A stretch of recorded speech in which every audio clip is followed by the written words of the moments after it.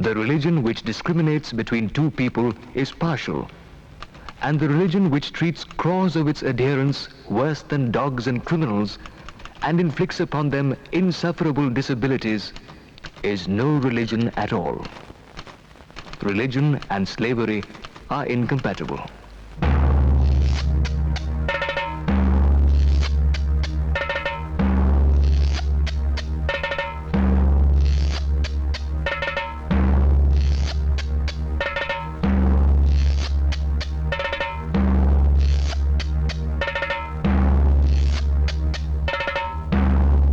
There cannot be a more degrading system of social organization than Chaturvarnya.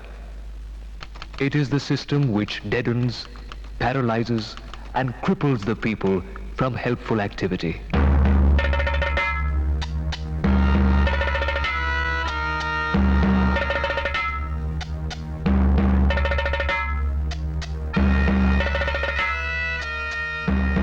For centuries, they lived like this, in perpetual penury and social slavery.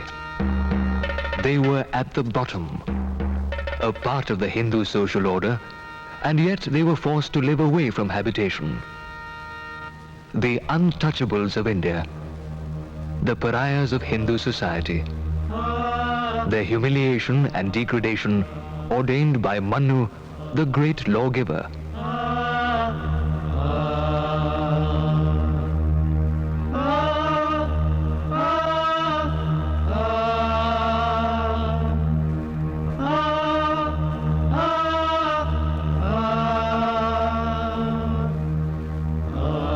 There came a man who gave his life to lift them up from the darkness of millennia-old social brutality and injustice, who gave them dignity, self-respect, and a will to fight for their human rights.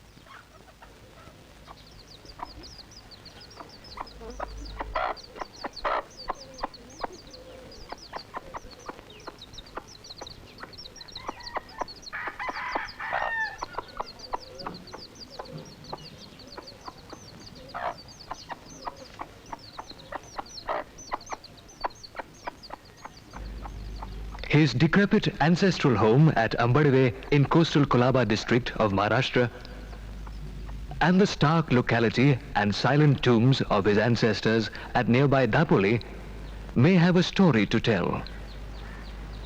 A story of brutal social exploitation sanctioned by religion and the sacred scripts, of miseries imposed by a perfidious and inhuman social system.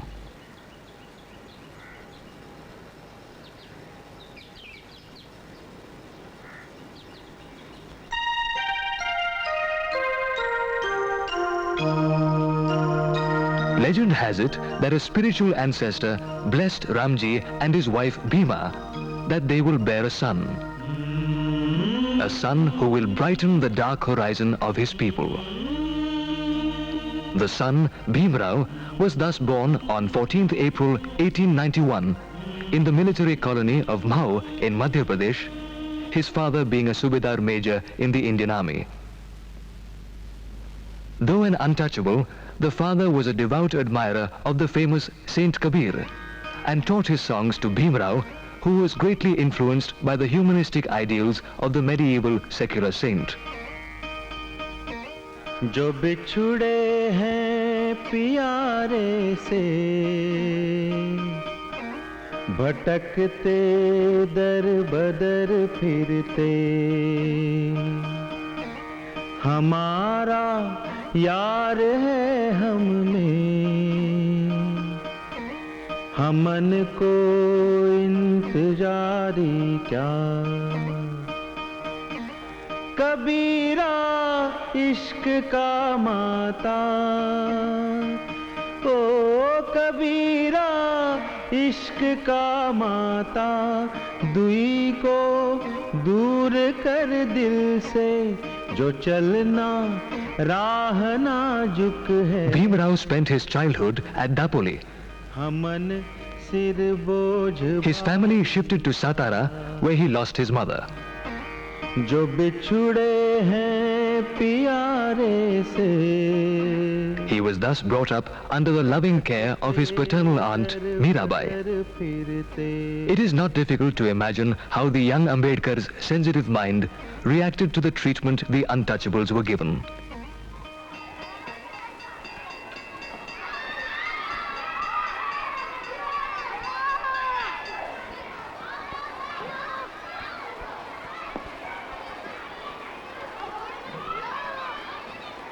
In school, the teachers were kind and compassionate. One of the Brahmin teachers was fond of young Bhim and was so impressed by his intellect that he lent his own name to the young student. And thus, Bhim Rao Ambadavekar became Bhim Rao Ambedkar.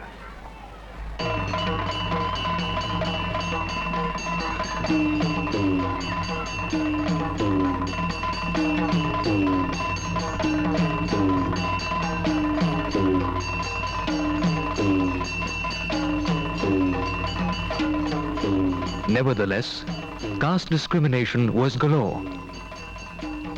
The barber would not touch Bhim's hair for fear of being polluted. It was his sister who trimmed his hair.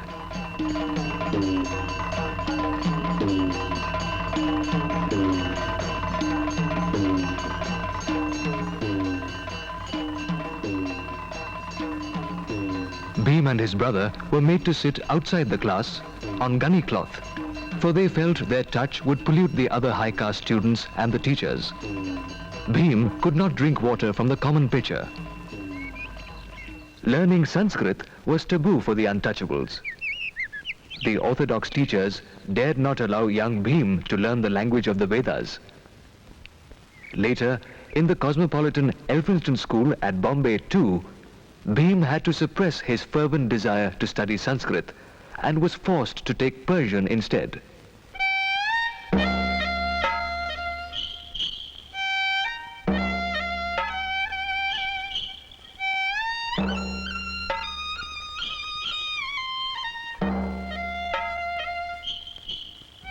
Their woes were endless.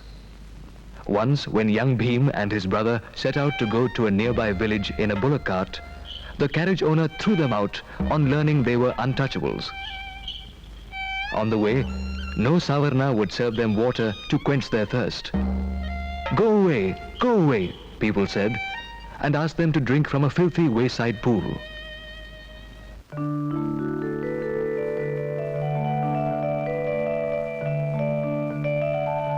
Despite the congested accommodation Ambedkar's family had in Bombay, first in Dabak Chawl and then in the Bombay Improvement Trust Chawl, surrounded by the labor area and the underworld, young Bhim pursued his studies diligently, often sleeping in the company of goats, reading in public parks and under street lamps.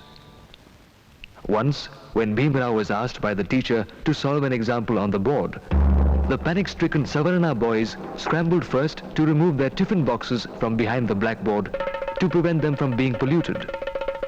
Turn in any direction you like. Caste is the monster that crosses your path. You cannot have political reforms unless you kill this monster.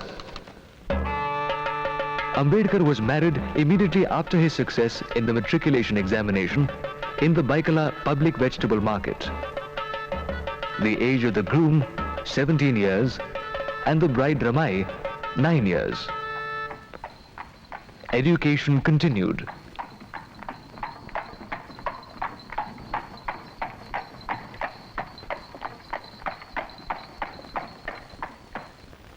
After graduation, he served the progressive-minded Maharaja of Baroda, Sayaji Rao Gaikwad, who provided Ambedkar with a scholarship to go abroad. Before he set sail, Ambedkar lost his father.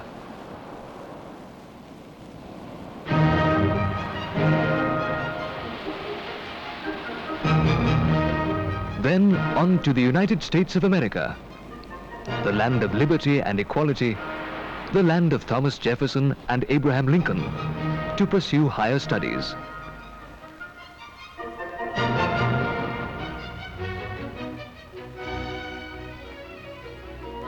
Columbia University, New York.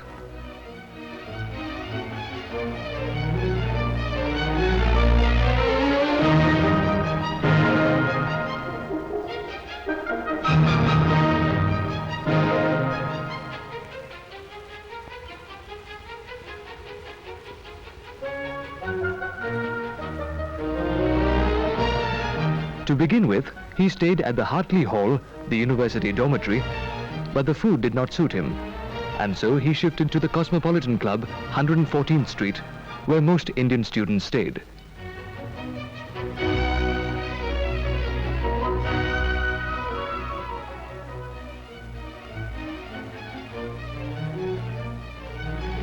And then at the Livingston Hall dormitory, with a kind and very helpful Parsi friend and admirer, Naval Bhatena.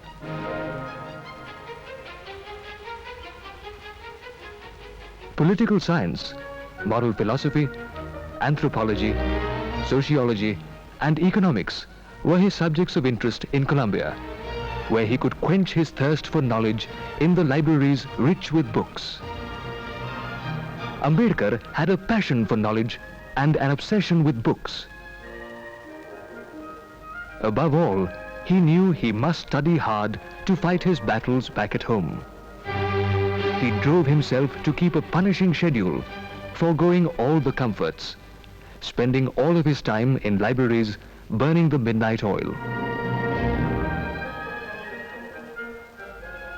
Often he sustained himself on a loaf of bread and a cup of coffee.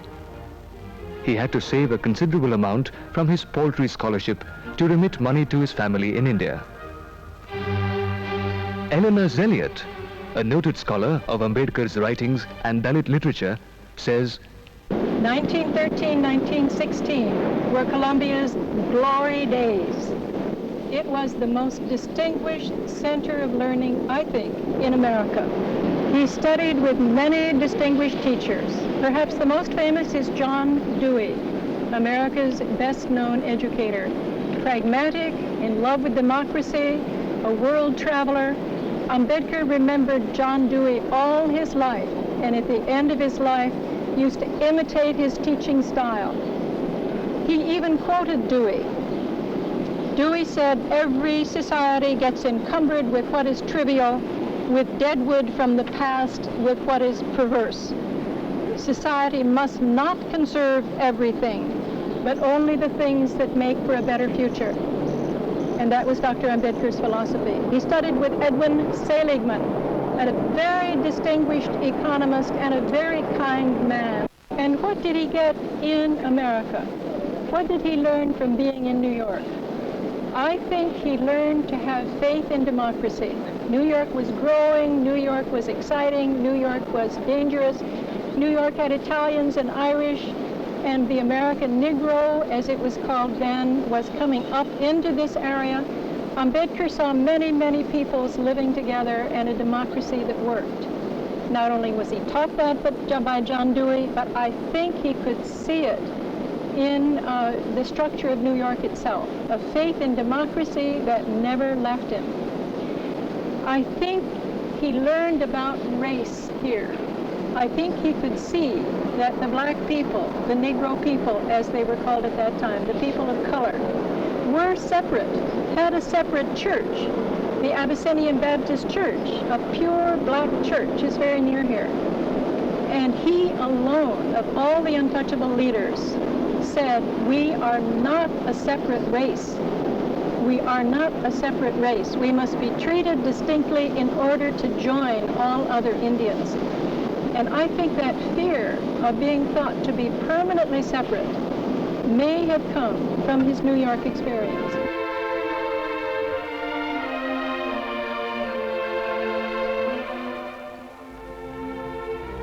Professor Ainsley T. Embry, Columbia University, an Indologist of repute, says, when Ambedkar came to Columbia in the years before the First World War, the dominant intellectual influence here was represented by John Dewey.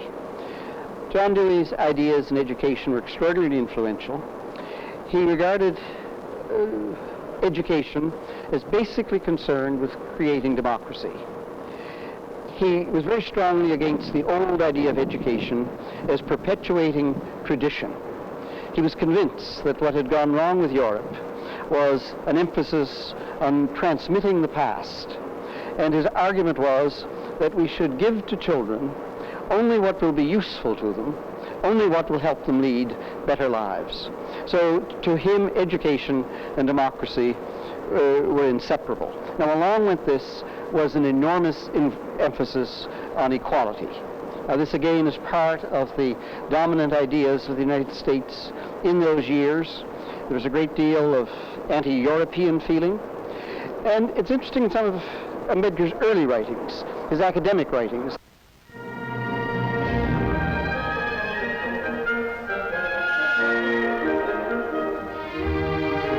In 1915, Ambedkar was awarded a master's degree for his thesis, Ancient Indian Commerce.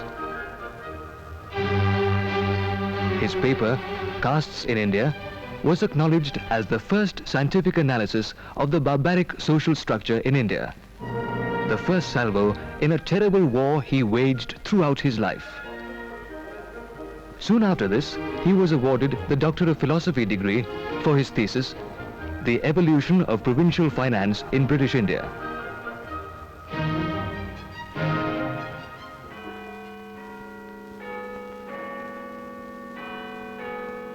From USA to the London School of Economics for advanced studies, and also putting in terms at Gray's Inn for law. But his scholarship remuneration had run out. Despite his efforts, Ambedkar had to go back and serve Baroda state on the insistence of the state's Diwan. While in Baroda, Ambedkar had his first whiff of how even a superior officer, if he is an untouchable, is treated by the lowliest, a sepoy. This learned man, who had earned a doctorate from an American university, could not secure decent accommodation. He was literally thrown out of hotels and even from a Pasi guest house. So humiliating was the treatment meted out by the high caste staff to this senior official of the Baroda state that Ambedkar returned to Bombay disgusted. And thus ordained Manu, an untouchable, howsoever old and venerated he is lower in stature than the lowest of the caste Hindus, men, women, and infants.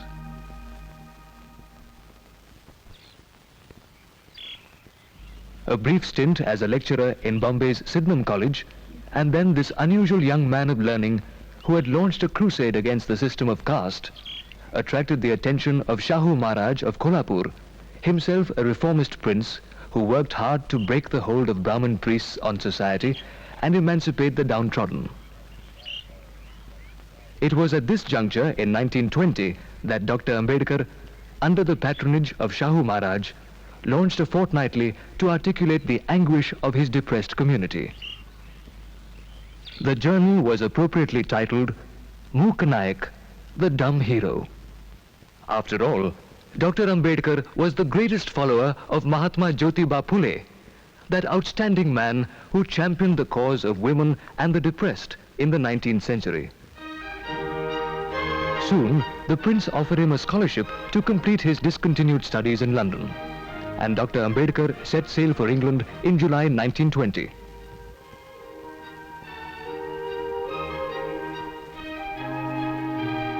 While resuming terms at the London School of Economics and Gray's Inn, Ambedkar turned his full attention to general reading, giving a free rein to his avarice for knowledge and books.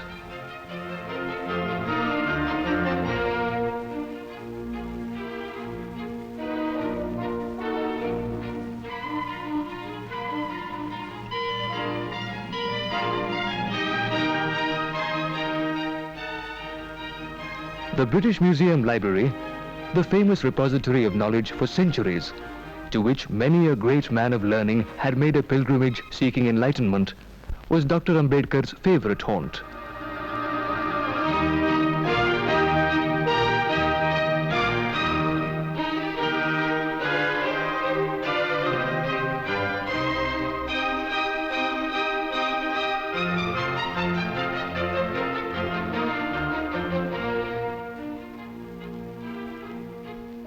Ambedkar virtually starved himself to buy books. In any case, his funds did not amount to much, £8 a month. He lived frugally, hardly spending anything on clothes or transport. He often trudged on foot to different libraries to save money.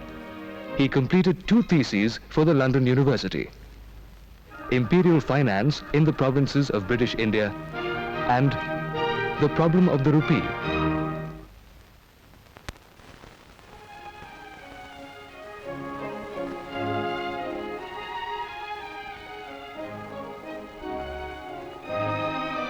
In London, Dr. Ambedkar simultaneously put in terms at the famous Gray's Inn.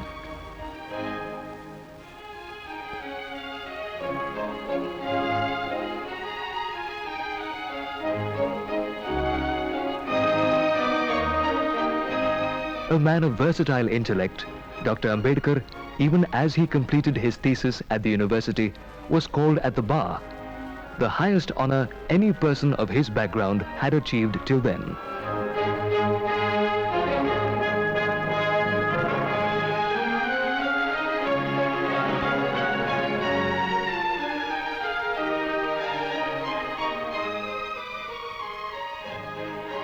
And although fully immersed in this academic pursuit, Dr. Ambedkar never for a moment could forget his people back at home.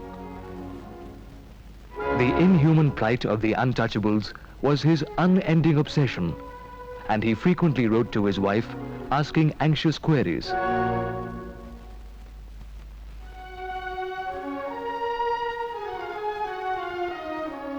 Dear Ramu, I am writing this letter from a distance of 3,000 miles. I know my absence has thrown a very large responsibility on you, but I am sure you will bear it with fortitude. Be sure that our children study hard.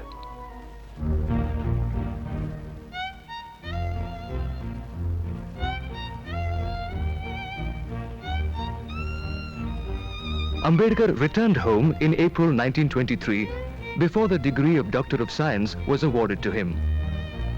A great reception awaited the young man.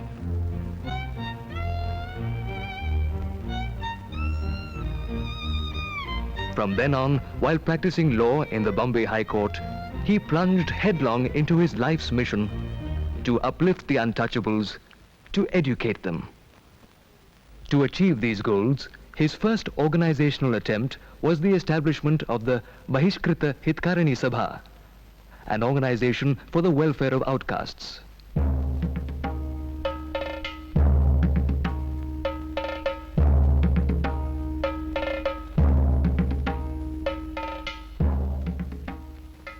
The first major battle was over the Savdar water tank at Mahad in Colaba district, an obscure place.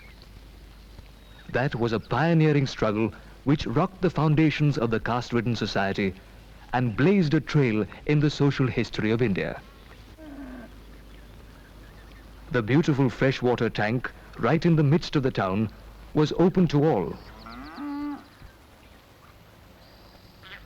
Savarna Hindus, Christians, Muslims, Europeans, cattle, dogs and birds could freely draw water from this tank, except the untouchables, the Shudras, the low-caste Hindus, who worshipped the same gods as the Savarna Hindus did.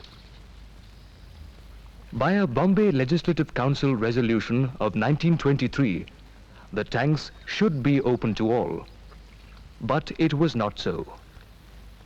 A conference of untouchables was held at Mahad on 18th and 20th March 1927, which heralded the beginning of the struggle.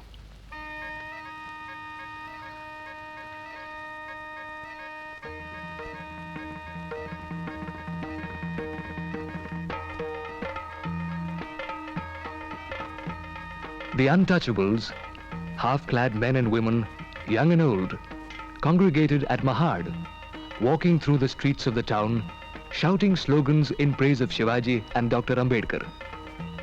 Finally, they gathered at the conference, even as tension gripped the town. On the second day, the conference spontaneously decided that its president, Dr. Ambedkar, should lead a procession of untouchables to drink water from the prohibited tank. Subedar Raghunath More, a retired army man who had participated in the actual struggle, says, सभा झाली नंतर आम्ही सगळे जण तळ्याकडे जायला होतो 5-5, 6-6 जणांची file लागून पुऱ्या त्या क्रांती स्तंभावर तळ्यापर्यंत किती 25-30 हजार लोक होते हो काय बघायला नको जेवण केले we went in a disciplined procession, nearly 25,000 of us, in rows of 4. We walked silently through the streets and then to the brink of the tank, Baba Sahib leading us. आणि त्या सगळ्या जनतेच्या सामनेच सगळ्या गोष्टी झालेल्या आहेत.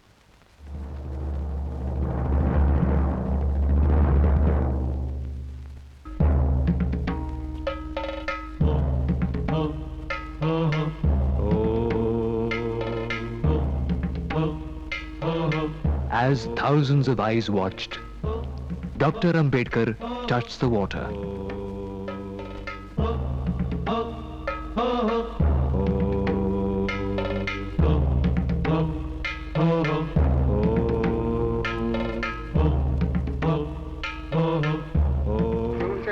मग बाबांच्या बरोबर आम्ही तळ्यावर गेला आणि तळ्याचं पाणी बाबा शिरले तर एवढ्यात गोंधळ तिकडे स्वर्ण हिंदूंनी त्यांचे जे गडी होते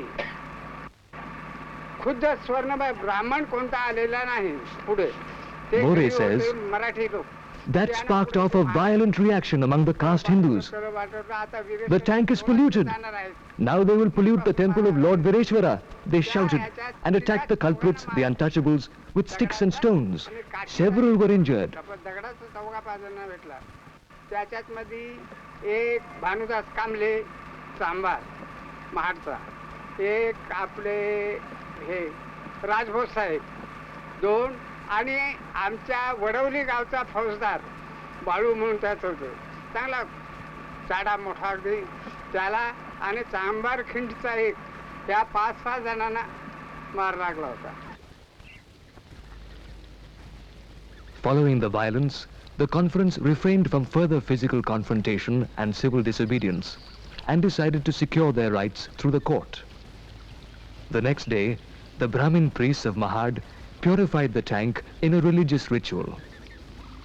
This act wounded Dr. Ambedkar deeply, and they decided to take the struggle further. It was after this struggle that Ambedkar started another fortnightly journal from Bombay, Bahishkrita Bharat.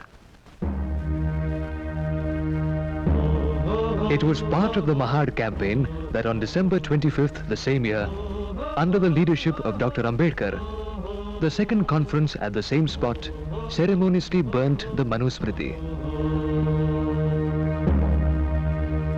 I may be hard on Manu, but I am sure my force is not strong enough to kill his ghost.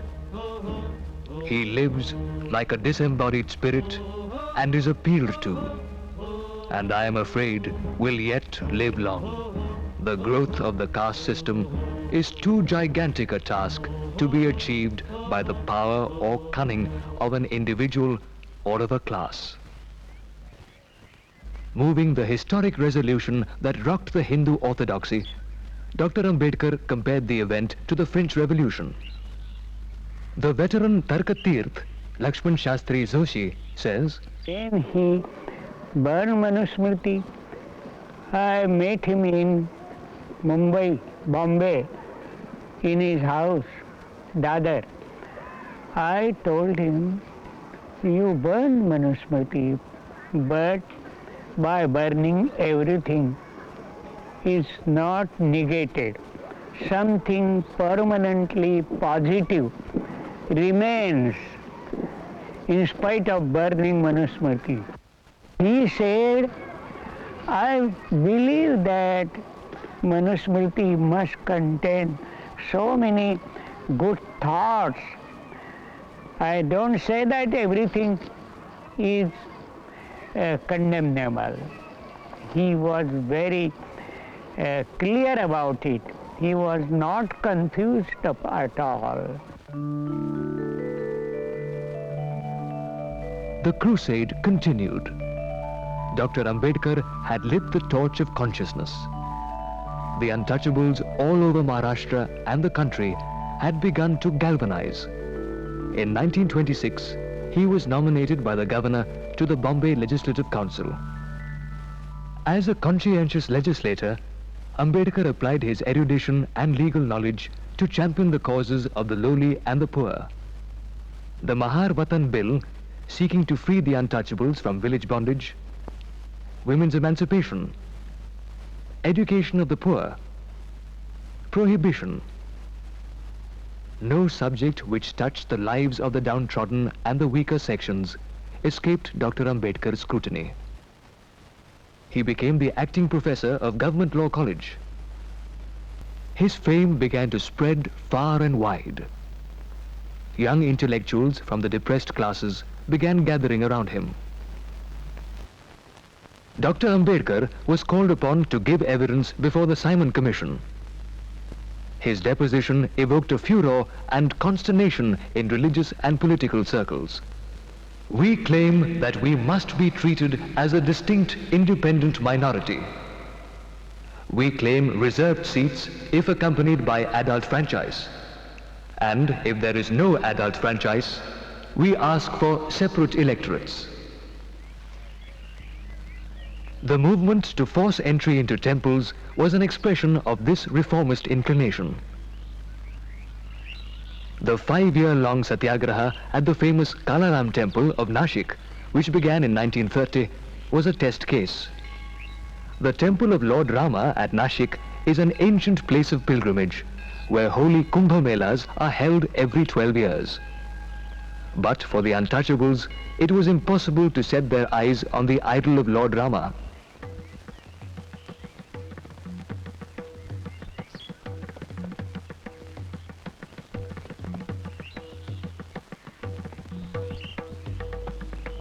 The depressed classes of Nashik formed a Satyagraha committee under the leadership of Bhaurao Gaikwad to participate in the struggle under the guidance of Dr. Ambedkar. म्हणजे जवळजवळ 15,000 लोक या सत्याग्रहाला सामील झाले. लोक म्हणजे मुलं, स्त्रिया, पुरुष, म्हातारे, वारकरी, त्याच्यानंतर बैरागी मोठा जयघोष करीत चाललेले होते आणि लोकांच्या अंगामध्ये इतका संचारलं होतं सत्याग्रहाचं वारं की ते अतिशय आनंदाने आम्हाला आताही कुठे पकडण्याचा हरकत नाही, पण बाबासाहेबांनी सुरू केलेला सत्याग्रह अत्यंत महत्त्वाचा आहे आणि आम्हाला आमचे हक्क बाबासाहेब म्हणतात त्याप्रमाणे मिळालेच पाहिजे असं सगळ्यांचं म्हणणं. आणि गाडी म्हणत चालली, जयघोष करत चालले. लष्करी बाण पहिल्यांदा होता लष्करी पद्धतीचा, त्याच्यानंतर मग बालवीराचं पथक होतं.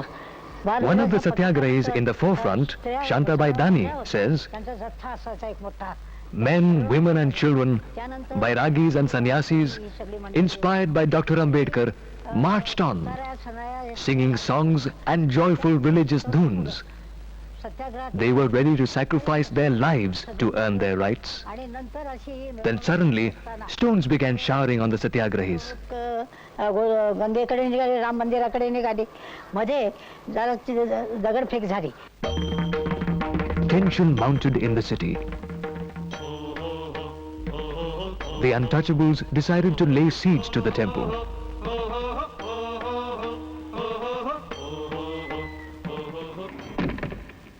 The priests closed the gates, and Lord Rama became inaccessible not only to the Shudras, but also to the high castes. The siege continued. As the birth anniversary of Lord Rama drew near, a compromise was reached. The ritual Ram Rath on that day would be pulled both by the Savarnas and the untouchables. त्याच्यानंतर 3 तारखेला रथ ओढायला सुरुवात झाली. रथ ओढायला सुरू झाली तर अर्धे लोक तिकडे आणि अर्धे आमचे एका जोडीला लागले, परंतु त्या लोकांच्या मनातूनच नव्हतं का आम्ही लोकांनी रथ ओढावा. The Satyagrahis recalled the drama even today. It appeared that the Savarnas had no intention of allowing us to touch the divine chariot.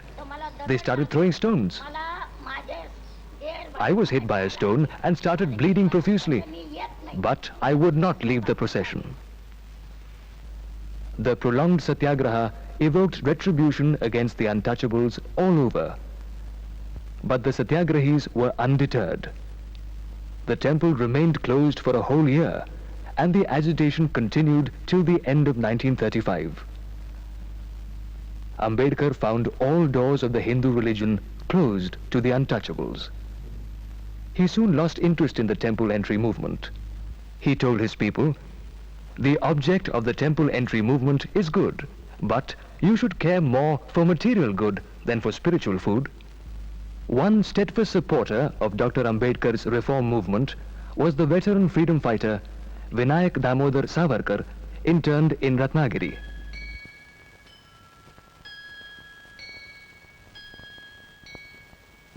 Savarkar was against caste divisions and worked for uplifting the depressed castes and removing untouchability. He wanted to invite Dr. Ambedkar to inaugurate an all-caste temple he built in Ratnagiri. Due to his previous engagements, Dr. Ambedkar could not make it.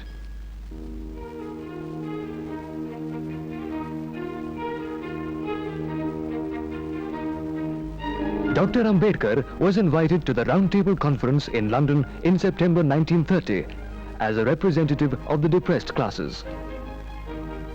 The objective of the conference, held at the historic St. James Palace, was to frame a constitution for India by taking into account the views of various sections of people. But Ambedkar's willingness to represent his people at the conference aggravated the resentment of the Indian National Congress, which had boycotted the Simon Commission and also the conference. All those who associated with the conference were roundly condemned and accused as lackeys of the British by the congressman. From then, Dr. Ambedkar, in the eyes of the Congress, carried the foul stigma of being a stooge of the British. And yet, at the conference, his fierce and uncompromising championship of the Indian national interests caused surprise at home and consternation in ruling quarters. Dr. Ambedkar pleaded at the conference that the bureaucratic form of government in India should be replaced by a government of the people, by the people, and for the people. And yet, he insisted, in such a setup, power should not go unchallenged into the hands of the tyrannical majority. The depressed classes must have their just share. They must have adequate safeguards. On this, there could be no compromise. In all the 3 rounds of the Round Table Conference, in the plenary sessions, in committee and in subcommittee meetings, Dr. Ambedkar used all his erudition and skill to champion 2 causes: India's freedom and safety, and the protection of the depressed in a free and democratic India.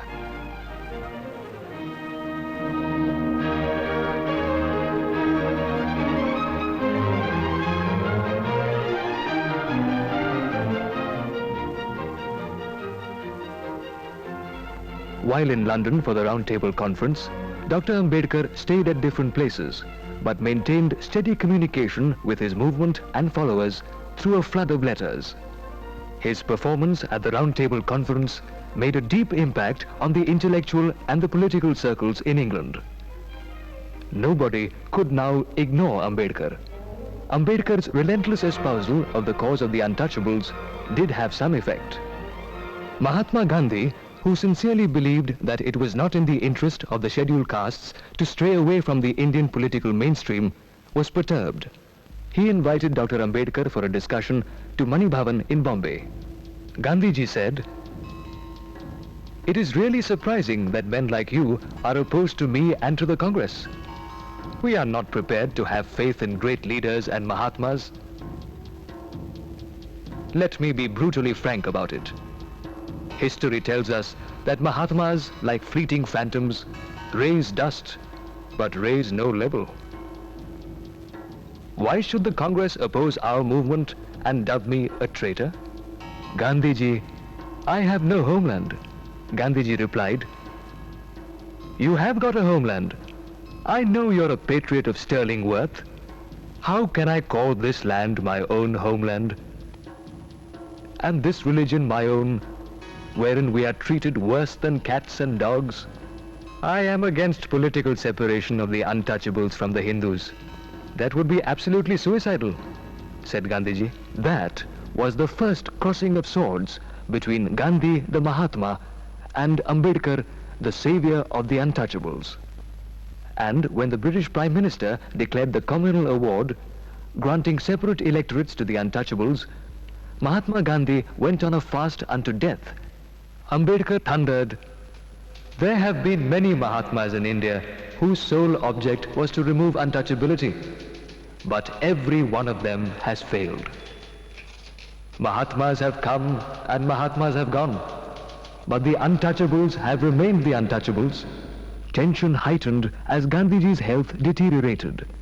"My life or separate electorates for the untouchables," threatened the Mahatma.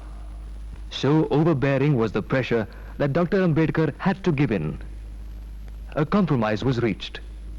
Instead of separate electorates, the concept of reserved constituencies was accepted. And then the famous Pune Pact was signed. Gandhiji ended his long fast. The confrontation symbolized the historic clash between the differing socio-political perspectives of the two great men. The nation heaved a sigh of relief, but the untouchables had lost a battle. At present, I am the most hated man in Hindu India. I am represented as a traitor. I am denounced as the enemy of the Hindus. I am cursed as a destroyer of Hinduism and branded as the greatest enemy of the country. But believe me when I say that when after some days the dust settles down and a review of the proceedings of the Round Table Conference is dispassionately taken by future historians, the future generations of Hindus will acclaim my services to the nation.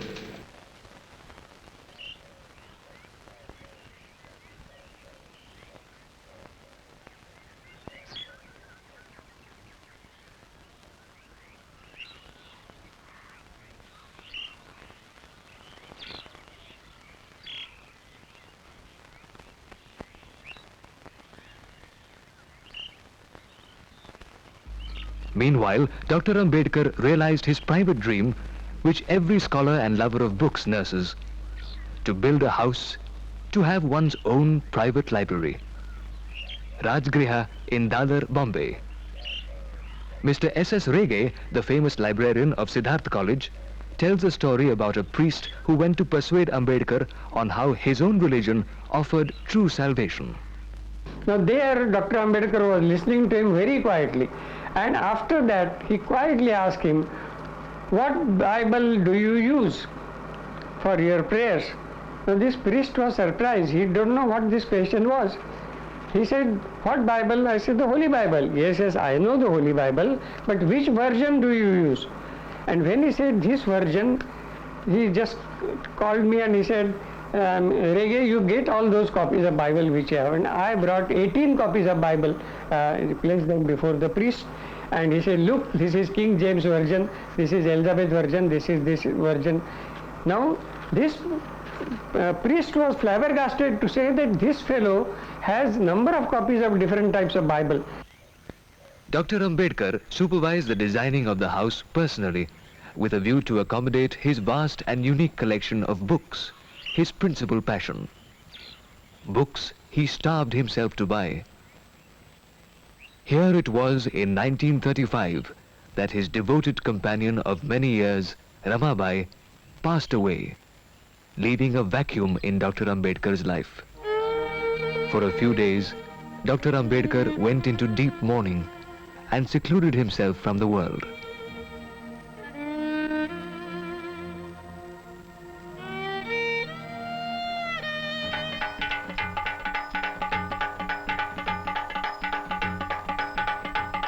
At the historic conference of the depressed classes at Yeola in October 1935, he gave vent to his frustration and for the first time publicly expressed his desire to leave the Hindu fold. He told the Yeola gathering, "Unfortunately, I am born a Hindu untouchable. I solemnly assure you that I will not die a Hindu." So momentous was this announcement that it took the Indian society by storm.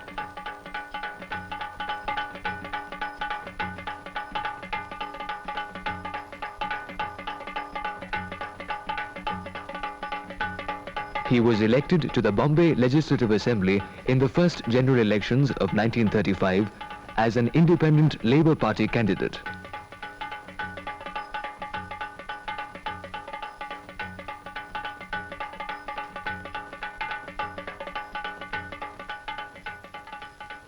This party, newly formed by him, won 17 seats.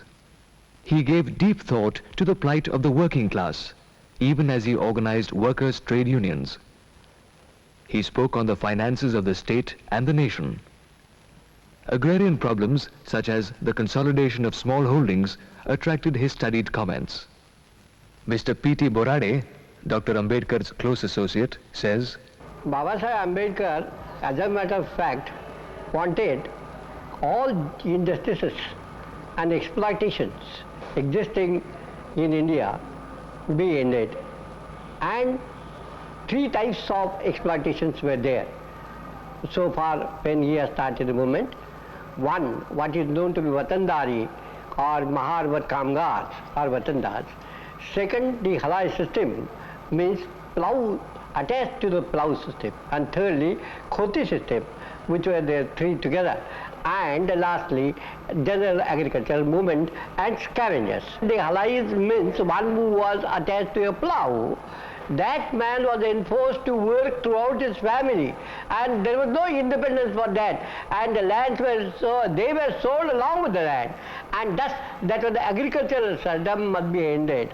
Baba Saheb Ambedkar therefore started a movement along with Ghulam Maharaj and others when many people were assaulted, and at the same time they were detained, and that particular system was so existed that along with khoti system, this was also ended in 1938. बाबासाहेबांची इच्छा एवढीच होती की जास्त प्रजा वाढता कामा नये आणि गरीब लोकांमध्ये ही गोष्ट. Mr. P.J. Roham, Ambedkar's associate and a member of the assembly, says, Dr. Ambedkar's championship of birth control in those days shows how far ahead of his time he was. Lord Bottomley, member of the Parliamentary Committee visiting India, says, When I went to India in 1946, he was a member of the Viceroy's Council and responsible for industrial matters. I was the only trade unionist on the parliamentary mission from this country, and it was natural that I would seek him out to talk about industry and related matters. I asked him about the trade unions, and he said he was keen to get trade unions established and was encouraging employers to recognise trade unions.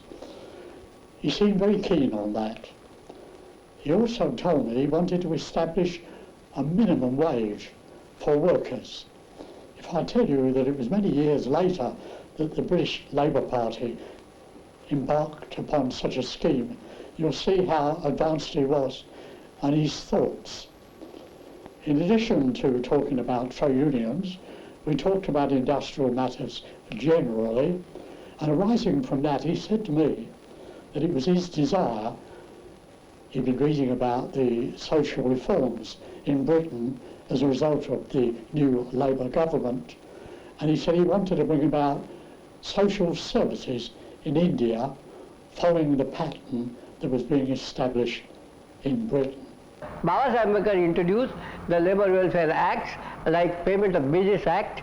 Then also for the employment is concerned, he established employment exchanges today what we find for the employment is concerned. Then education, housing, and also wages adequate to the standard of living. Through the hustle and bustle of his busy public life, the scholar and the public-spirited man in him produced several monumental works.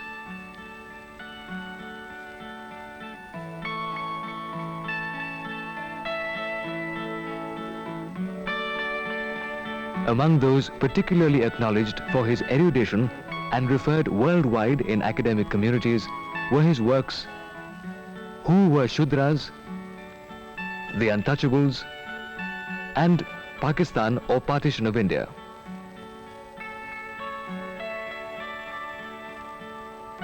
He specifically took time off to go to a secluded place in Ahmednagar to do research and write this book. Ambedkar was quite incisive in his views on Pakistan. The case made by Ambedkar was so formidable that hardly any matching retort came out. The book created a furor. Burying Pakistan is not the same thing as burying the ghost of Pakistan. So long as the hostility to one central government of India, which is the ideology underlying Pakistan, persists, the ghost of Pakistan will be there, casting its ominous shadow upon the political future of India. Education, in his view, was the major weapon to fight social evils. His long-cherished dream was fulfilled when he founded the People's Education Society and started Siddharth College at Bombay in June 1946, and later the Milind Mahavidyalaya, Aurangabad.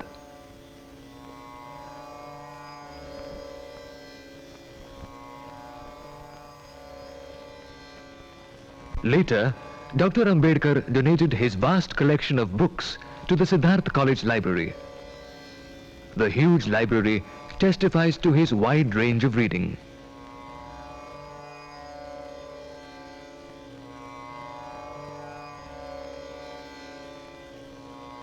Mr. Ghanasham Talvatkar, his associate in the field of education, says, "The object of the People's Education Society, founded by Dr. Babasaheb Ambedkar, is not only to give education, but to give education in such a manner that it should promote intellectual, cultural, and social democracy. And with this context, the war started is all institutions, and the benefit of these institutions were given to all students coming from various caste, creed, and community. Even in Siddharth College, or for that matter the Milind Mahavidyalaya, you find that hundreds of people belonging to different castes, with different layer of community, they have taken the advantage of the education and they have elevated their lives in a much better way. And it is, as a matter of fact, it is a nation building work.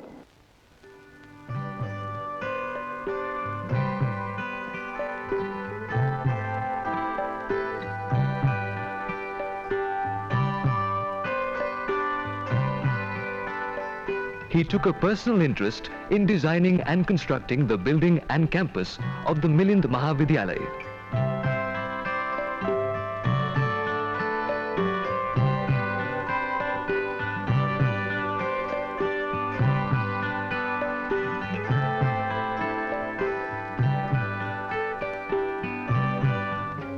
Greater challenges were awaiting Dr. Ambedkar. He had a mission to fulfill. Destiny awaited him in Delhi. In July 1942, Dr. Ambedkar was invited to join the Viceroy's Executive Council as a Labour member. Dr. Ambedkar was elected to the Constituent Assembly of India in October 1946. His outstanding moment came when he was elected and made chairman of the committee to draft the Constitution. We were knowing each other almost for 1 year before we got married on the 15th of April 1948. Dr. Ambedkar had taken over law ministry since 1947 when we met. And after my marriage, I was very closely watching him work on the Constitution. He was given the position as chairman of drafting committee of the Constitution. And as a very important position as a chairman, he had to work very hard to see that all schedules and articles in the Constitution are discussed properly and all the members in the Parliament know what they are doing. So his schedule for almost 16 to 18 months was very tight.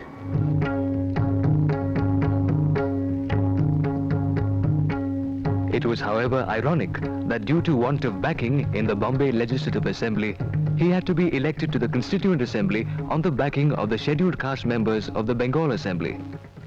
I know that today we are divided politically, socially, and economically. We are in warring camps, and I am probably the leader of one of the warring camps. But with all this, I am convinced that given time and circumstances, nothing in the world will prevent this country from becoming one.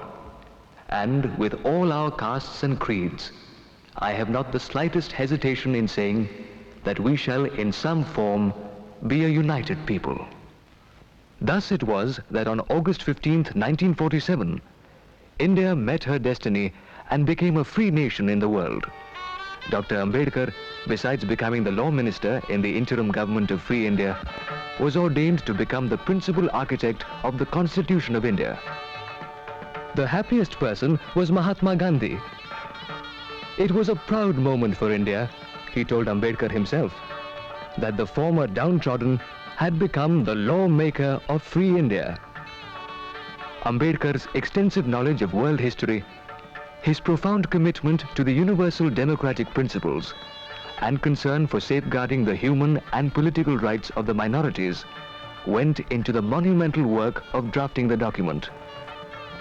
His reply in the House on the prolonged discussion of the draft is considered among the remarkable speeches in India's parliamentary history. When the Constituent Assembly, in the name of the people of India, adopted the Constitution with its 395 articles and 8 schedules on November 26, 1949, no less than Dr. Rajendra Prasad, President of the Constituent Assembly, and Pandit Jawaharlal Nehru, Prime Minister of the interim government, paid glowing tributes to Dr. Ambedkar.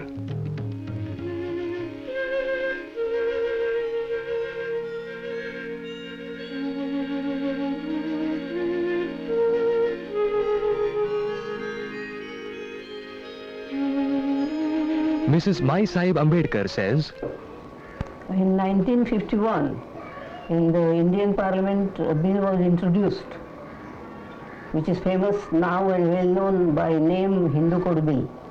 And Dr. Ambedkar, being a law minister, he had to pilot the bill. And Hindu Code Bill, in short, is meant for emancipation of women from the slavery of Hindu society. And as such, he had great attachment and devotion to this bill, and he worked hard to see that it passes through during his tenure as a law minister.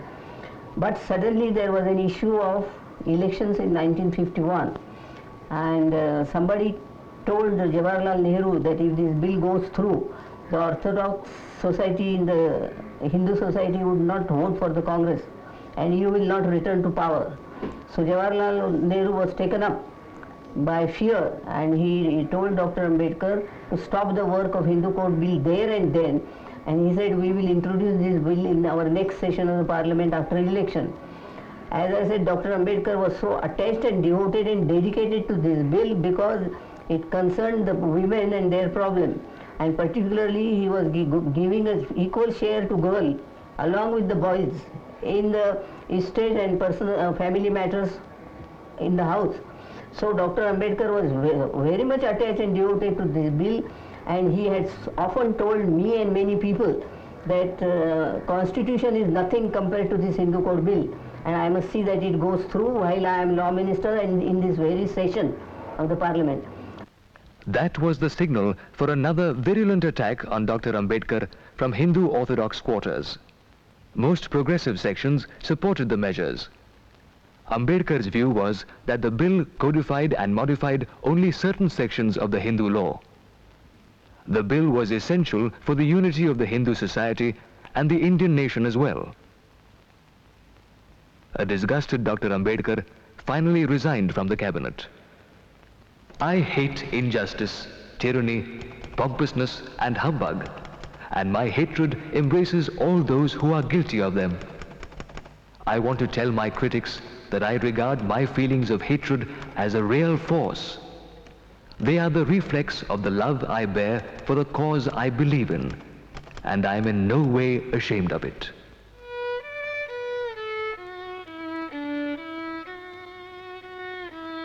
Like all great men of the masses, always surrounded by people, Dr. Ambedkar sometimes found himself utterly lonely.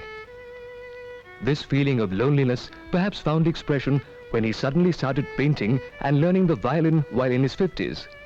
रेजाने आम्हा दोघांना बंधूला डॉक्टरांच्याकडे आणलं आणि आमची ओळख करून दिली. तर doctor म्हणले, अहो तुम्हाला एक व्हायलिन मला आणायला सांगितलं, दोघं कशाला आणले? The Sate brothers, who taught him to play the violin, say, it was an honor to teach this great man. He already knew how to handle the bow and the instrument. Being a methodical person, He asked for a standard book on the violin. We gave him one. He read the book through the night and asked for a fresh edition of the book. We were surprised. त्याचं नाव the violin how to master it असं एक एवढंसं लहान चांगलं पुस्तक होतं ते नेऊन आम्ही त्यांना दिलं आणि ते रात्रीच वाचून काढलं. पहिल्या पानापासून शेवटच्या पानापर्यंत वाचलं आणि दुसऱ्या दिवशी आम्ही गेल्यावर विचारलं की काय तुम्ही जे मला पुस्तक दिलं त्याची एडिशन कितवी दिली. आम्ही कुठे एडिशन बघितली. ते म्हणजे अहो तुम्ही ती 86वी एडिशन आम्हाला दिली. एवढं बोलून थांबले नाही. म्हणाले का हो मराठीत एक तरी पुस्तक असं आहे का की ज्याच्या 2-4 एडिशनच्या पुढे काही निघतात. असो नंतर मग म्हणाले की आता काय करायचं. तर मग आम्ही त्यांना व्हायलिन कसं धरायचं कसं शिकवायचं. अहो म्हणले मी इंग्लंड अमेरिकेत व्हायलिन पाहिलेलं आहे मी बरोबर धरतो. मग त्यांनी ते धरलं बरोबर. He was very particular about his clothes. He wanted very spick and span design, very well fitting suits, and he's particular about colors also. He had a tailor, a Mohammedan man, who used to design his clothes and see to that they fitted well. One particular thing about this tailor, he used to design and stitch clothes for the Viceroy and the Commander-in-Chief of the British days.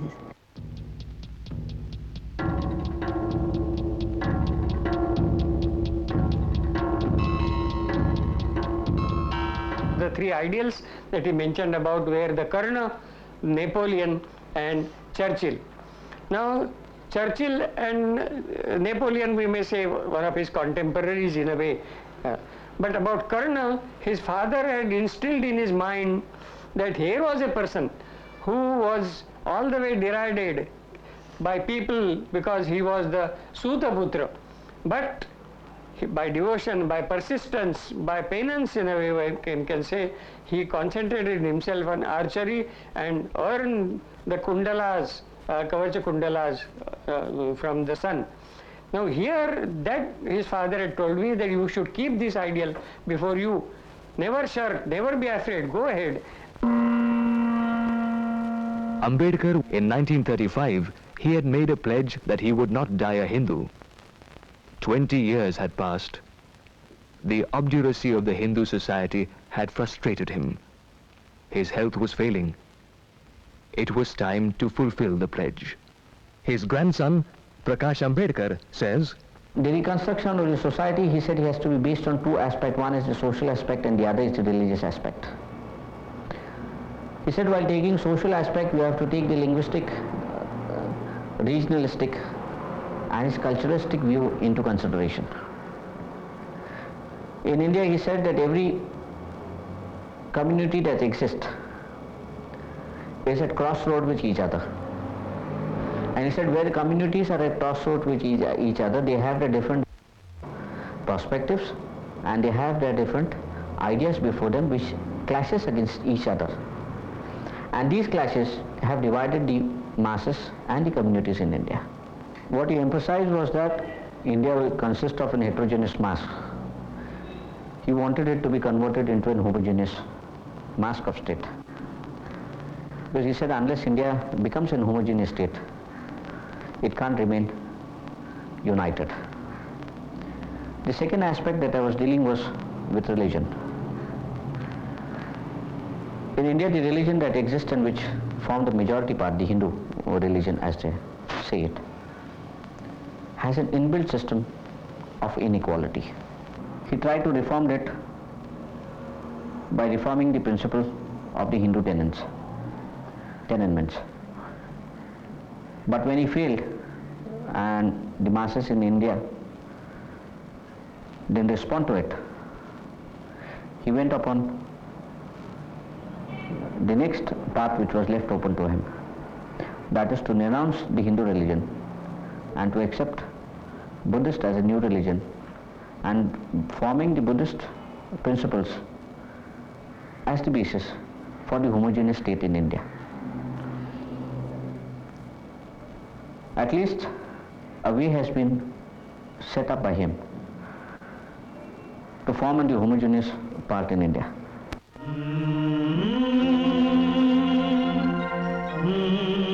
I prefer Buddhism because it teaches pradnya or understanding as against superstition and supernaturalism, karuna or love, and samata or equality. बाबासाहेबांनी ठरवलंच होतं, त्यांनी जाहीर करून टाकलं होतं की त्यांची दीक्षा मुंबईला होईल. परंतु मला वाटत होतं की मुंबई भारताच्या एका बाजूला पडतं आणि नागपूर हे मध्यवर्ती आहे. नागपूरमध्ये जनता पुष्कळशी जनता बौद्ध धर्माकडे लवकर दीक्षा घेण्याच्याही तयारीत आहेत आणि या दृष्टीनं आम्ही बाबासाहेबांनी जी संस्था काढली होती भारतीय बौद्ध जन समिती ती चालवत होतो. त्यांचं press statement Vaman Rao Godbole says, त्यांना पत्र लिहिलं. we persuaded Dr. Ambedkar to hold the Grand Diksha ceremony in Nagpur since it was a central place and the ancient capital of the Naga kings. We also told him that the 14th of October was the most auspicious day for the ceremony because that, according to the English calendar, was Lord Buddha's Mahaparinirvan Day. त्याची सुरुवात मात्र 13लाच झाली आणि ते कारण की त्याचा संबंध भगवान बुद्धाच्या महापरिनिर्वाणाच्या दिवसाशी आहे. भगवान बुद्धाचं महापरिनिर्वाण हे 13 ऑक्टोबरला रात्री झालं इंग्लिश कॅलेंडर प्रमाणे. 14 ऑक्टोबरला ठीक 10 वाजता बाबासाहेब दीक्षा मैदानावर पोहोचले डायसवर. त्यावेळेस त्यांनी चंद्रमणीजी म्हणजे भारतामध्ये सगळ्यात वयोवृद्ध भिक्षू यांची निवड धर्मदीक्षेकरता केली होती. Sadanand Phuljale says, त्यांच्या हस्तेच धर्मदीक्षा. it was a grand ceremony. Dr. Ambedkar arrived on the high dais along with his wife. नेते मंडळी He first bowed to the image of Lord Buddha and took Diksha. आणि भगवान बुद्धाच्या मूर्तीसमोर Dr. Ambedkar then turned to the large gathering of people before him. बाबासाहेबांना He told them, Panchsheel देऊन धर्मदीक्षा I have taken Diksha of Lord Buddha. स्वतः उभे राहिले. Whosoever wants to follow me along the path of Buddha should stand and recite the oath. धर्मदीक्षा घेतली आहे. माझा नवीन The entire mass of people stood up voluntarily and recited the oath after Dr. Ambedkar in a spirited chorus. तर तुम्हाला तुमची मनात It is very rarely that a man witnesses such a grand event in his life. तुम्ही माझ्या समोर उभे व्हा आणि स्वतः धर्मदीक्षा घ्या. प्राणातिपाता Vedmani शिक्षापदं समादयामि. Dr. Ambedkar's embracing Buddhism was an epoch-making event. It shook the Hindu society to its very foundations. Nearly 1 million untouchables accompanied Dr. Ambedkar on his new path. But more important than the numbers, the grand Diksha ceremony symbolized the denouncement of the Hindu caste system and the pernicious practice of untouchability.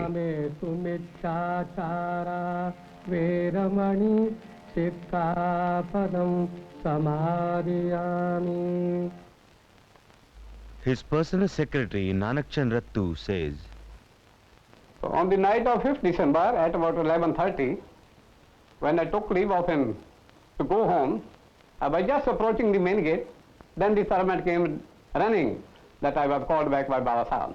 I parking my bicycle outside, I went inside and asked Baba Sahib what is the matter. He said, before going you do one thing, place that introduction and preface to the book Buddha and Dhamma on his table. Then he had also dictated to me one letter addressed to Atre and Joshi of Samyukta Party Bombay regarding formation of the Republican Party of India. Then another letter he had addressed to the Burma government, to the Sasana, Burma Sasana, to propagate Buddhism and how to finance it. Then early in the morning, the servant and the driver, they came to my place, knocked the door. As soon as I opened, I was surprised to see their faces. I took it that something must have happened. I immediately inquired, is Baba Sahib all right? But they did not have, they only said their Mem Sahib had sent them to call you. So immediately I started, reached 26 Alif Road. Mr. Ambedkar was sitting in the veranda waiting for me. Immediately I got out of the car. He took me inside and told me that Baba Sahib has left us. Taking courage, I immediately ran to the room where I had left Baba Sahib the previous night. I called Baba Sahib, Baba Sahib.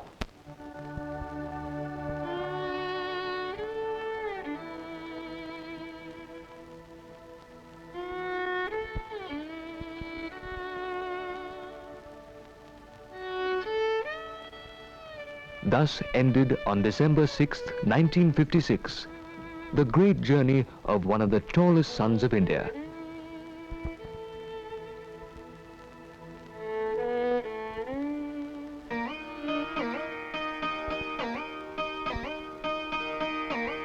जो बिछुड़े हैं प्यारे से भटकते दर बदर फिर A fierce social rebel and yet a compassionate reformist. A proud nationalist who would not compromise on the rights of the downtrodden. An iconoclast who believed in the necessity of religion. A champion of women and the minorities. The last outstanding leader in the glorious chain of social reformers Maharashtra has produced, Ranade, Phule, Agarkar and Ambedkar. The great son of India who gave self-respect and political rights to the millions of untouchables of India. हमन सिर बोझ भारी क्या जो बिछुड़े हैं प्यारे. The Buddha's means of persuading people to adopt the principle is by persuasion, by moral teaching, by love. He wants to conquer his opponents by inculcating in them the doctrine that love can conquer anything and not power. That's where the fundamental difference lies, that the Buddha would not allow violence and the communists do. No doubt the communists get quick results because when you adopt the means of annihilating him, he does not remain to oppose you. You go on with your ideology. You go on with your ways of doing things. The Buddha's way, they have said, is a long way. Perhaps some people may say a tedious way. But I have no doubt about it that it is the surest way.